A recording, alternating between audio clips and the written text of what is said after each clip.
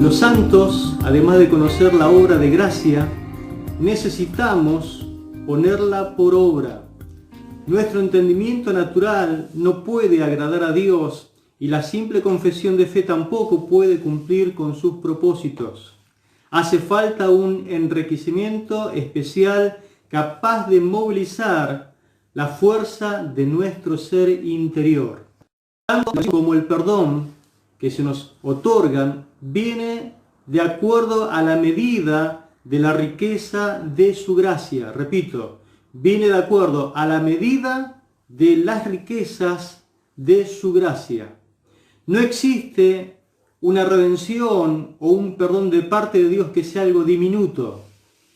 Para Dios, eso de andar con cosas pequeñas no va con Él, con su característica, con su naturaleza. Todo lo que Jesús ganó para nosotros en la cruz del Calvario y nos otorga ahora como creyente, tiene que ver con lo inmenso. Lo suyo es como un océano de bendición, para que usted lo pueda entender en simples palabras. Es como que uno se sumerge en ese océano y comienza a bucear. Es inmensamente grande la bendición de parte de Dios. La palabra escasez no está en el diccionario de Dios. Entonces leamos Efesios capítulo 1, versículo 8 en esta noche, que dice lo siguiente: que hizo sobreabundar para con nosotros en toda sabiduría e inteligencia. Amén.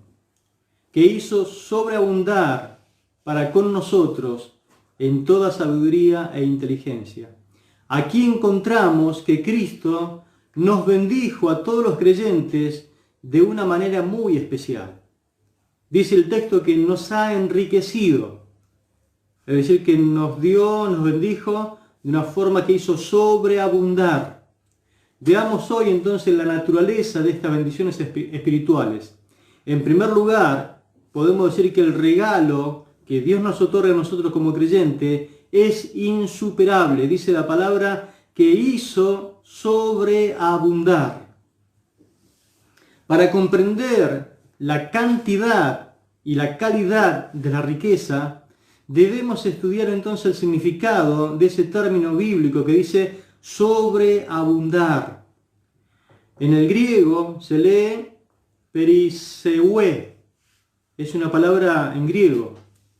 El sentido de esta palabra es dotar a una persona con muchísima riqueza hasta que le sobreabunde.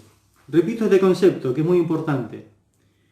El sentido es dotar, es decir, dar a una persona con muchísima riqueza hasta que sobreabunde.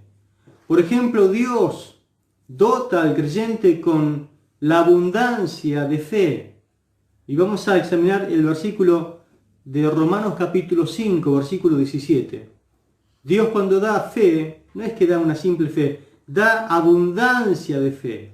Romanos 5, 17, yo se la voy a leer en una versión que es la Biblia Pueblo de Dios, que dice lo siguiente: pues si por la transgresión de un solo hombre reinó la muerte, mucho más reinarán en vida por un solo hombre, Jesucristo, los que reciben abundancia de la gracia y el don de la justicia. Quiero resaltar este término: reinarán en vida.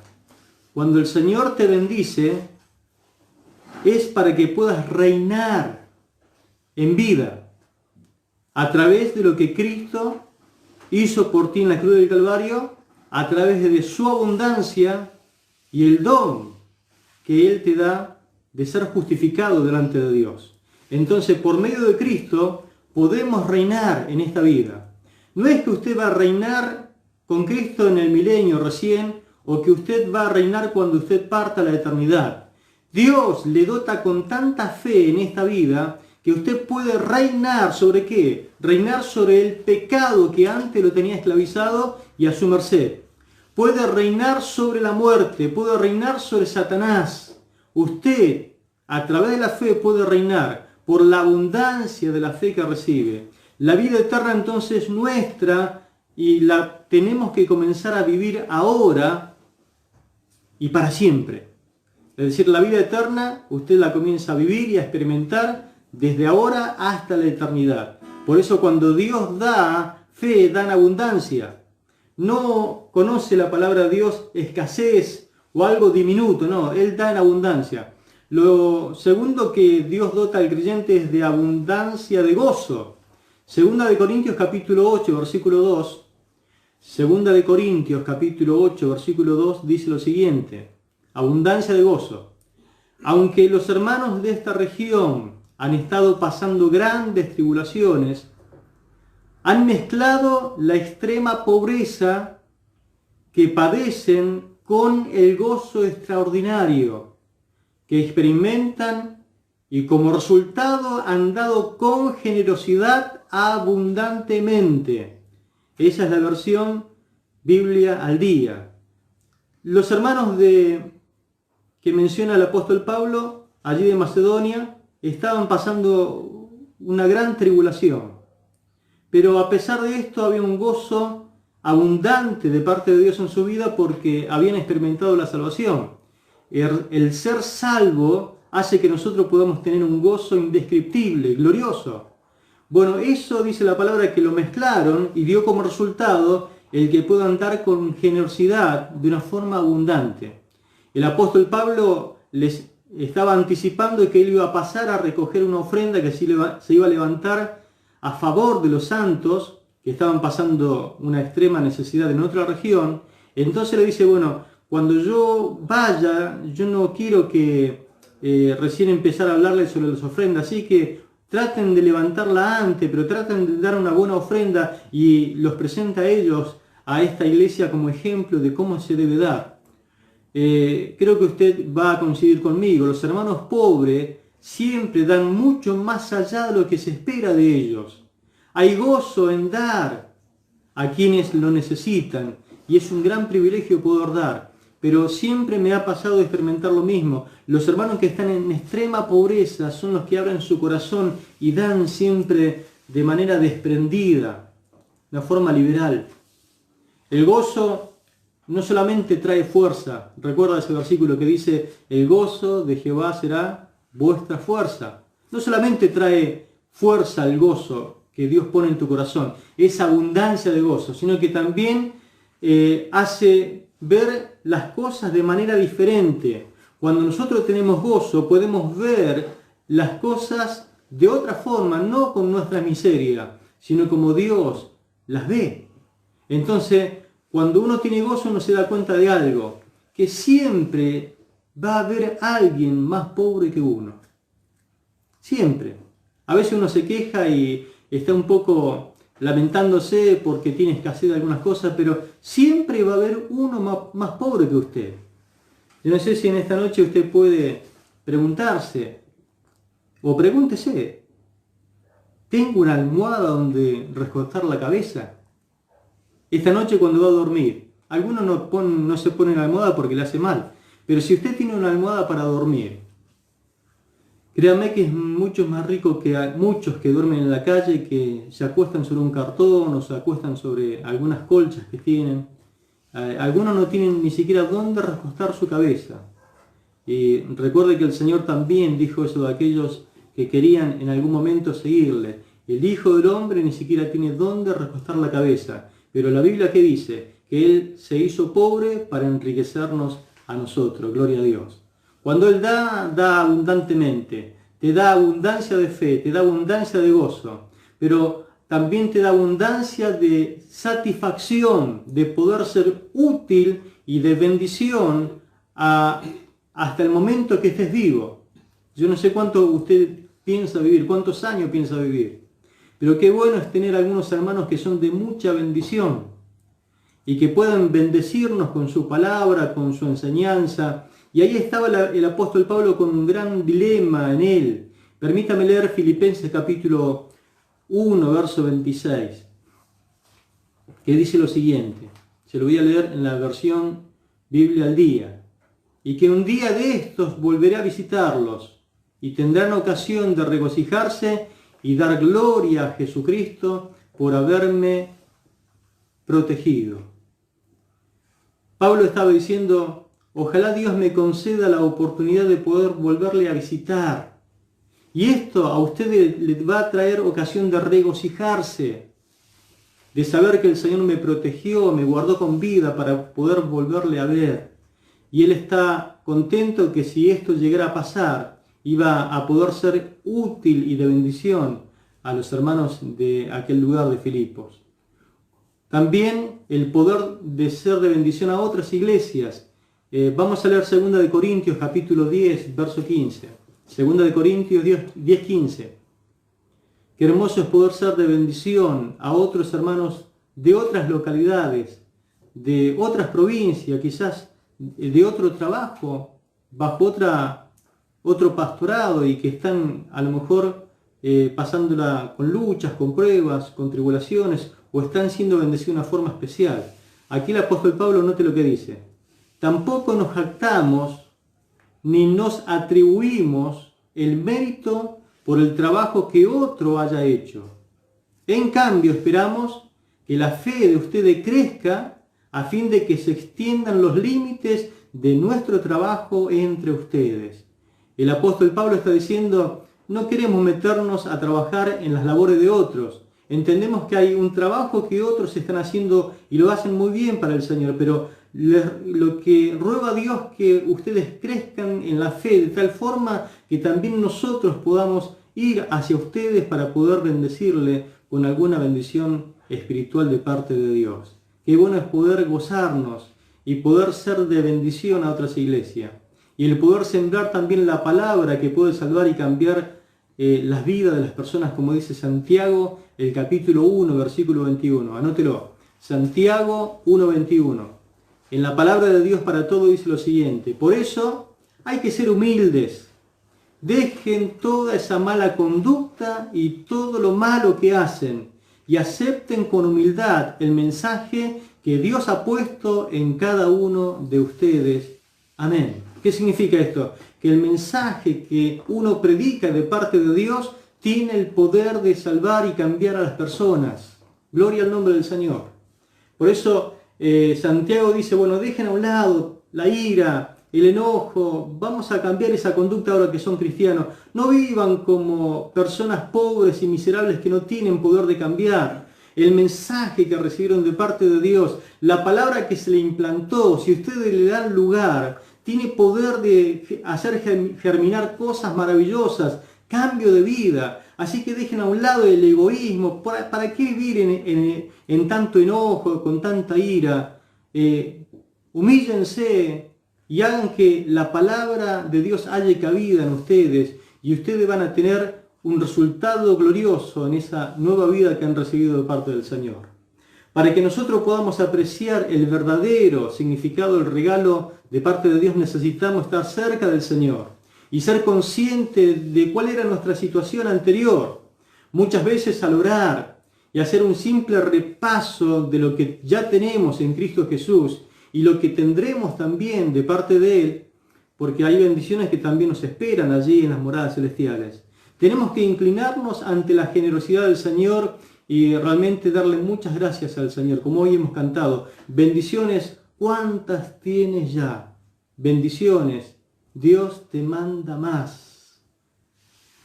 Esto no significa que comprenderemos todo, sino que nos preparamos para comprender mejor lo que Él nos ha concedido. Como dice 2 de Corintios 4:15, porque todas estas cosas padecemos por amor a vosotros, para que abundando la gracia por medio de muchos, la acción de gracia sobreabunde para la gloria de Dios.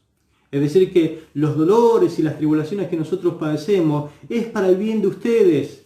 Y mientras más sean los que de ustedes acepten al Señor, a Cristo como Salvador, más gracia se va a dar por la bondad de Dios y mayor gloria recibirá el Señor Jesucristo. Por otra parte, progresivamente entendemos al Señor y las riquezas espirituales que nos concede. Siempre tenemos que completar algo. No es que Dios cuando nos da ya se acabó todo lo que se tenía que dar. Es como que constantemente estamos entendiendo un poquito más, conociendo un poquito más. dice Pablo, completando, es decir, que no está todo completo. Dice 1 Tesalonicenses 3:10, lo siguiente: día y noche oramos con fervor por ustedes, pidiéndole a Dios que nos permita volver a verlos y completar lo que falte en su fe. Pablo estaba consciente de que la obra que él había realizado en los de Tesalónica todavía no había terminado. Había cosas que él todavía quedó sin completar. Y a lo mejor en tu vida pasa lo mismo. Hay cosas que todavía no alcanzaste. Hay cosas que en tu iglesia todavía no se completaron. Hay cosas que todavía hay que alcanzar. Como que el camino todavía no llega al fin. Estos detalles del enriquecimiento espiritual muestran justamente la naturaleza supernatural del Evangelio. ¿Cuál es? La riqueza de su abundancia. Él nos bendice de una manera tan abundante que tenemos que vivir de un modo diferente del que estamos viviendo ahora. Dios quiere que sobreabunde esa bendición, pero nunca vamos a llegar al final o a entenderlo todo. Pero sí quiero que entienda algo: todo lo que Dios nos da, siempre nos da en abundancia, como por ejemplo la abundancia de su gracia. La abundancia de su gracia. ¿Pensó alguna vez Romanos capítulo 5, versículo 15 al 21? Pablo habla de la abundancia para destruir al pecado. Dios, cuando te dio gracia, te dio una gracia súper abundante. Ese favor no merecido. Bueno, no es que te lo dio en porciones pequeñas. Te lo dio de una forma extraordinaria. Permítamelo leer, por favor. Dice, es inmenso el contraste. Fíjese cómo contrasta Pablo entre Adán y Cristo, que habría de venir. Y qué contraste tan grande entre el pecado del hombre y el perdón de Dios. El primer hombre, Adán, provocó la muerte para muchos con su pecado. Pero el otro hombre, Jesucristo, trajo el perdón de muchos por la misericordia de Dios. Y el resultado del regalo del favor inmerecido de Dios es muy diferente de la consecuencia del pecado de ese primer hombre. Pues el pecado de Adán llevó a la condenación, pero el regalo de Dios nos lleva a declararnos justos ante los ojos de Dios. ¿Escuchó? Justos ante los ojos de Dios, como si nunca hubiese pecado, a pesar de que somos culpables de muchos pecados. Pues el pecado de un solo hombre, Adán, hizo que la muerte reinara sobre muchos.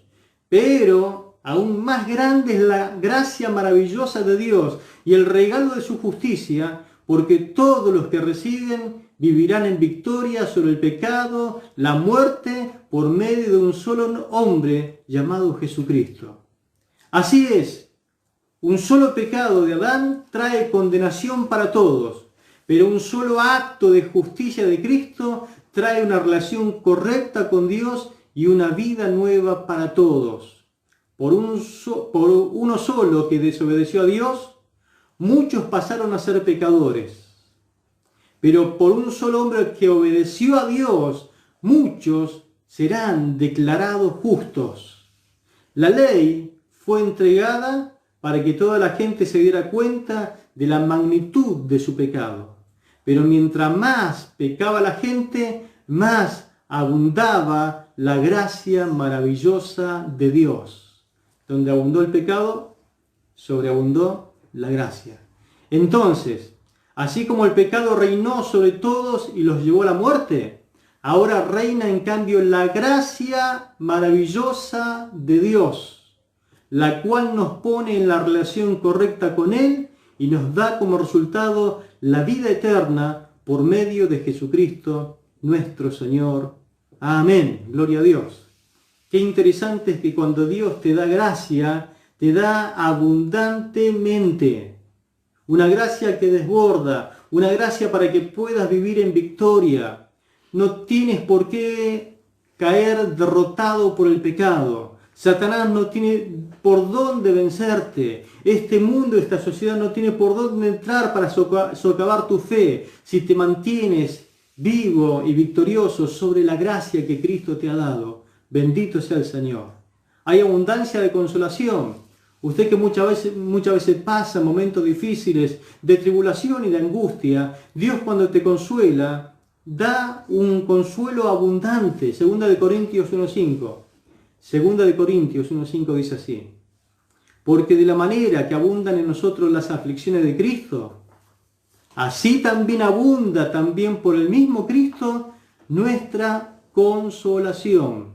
Es decir, así que como compartimos los enormes sufrimientos de Cristo, porque hay una parte que a nosotros nos corresponde como compartir los sufrimientos que Cristo sufrió, también podemos compartir con otros el consuelo con que Él nos consuela.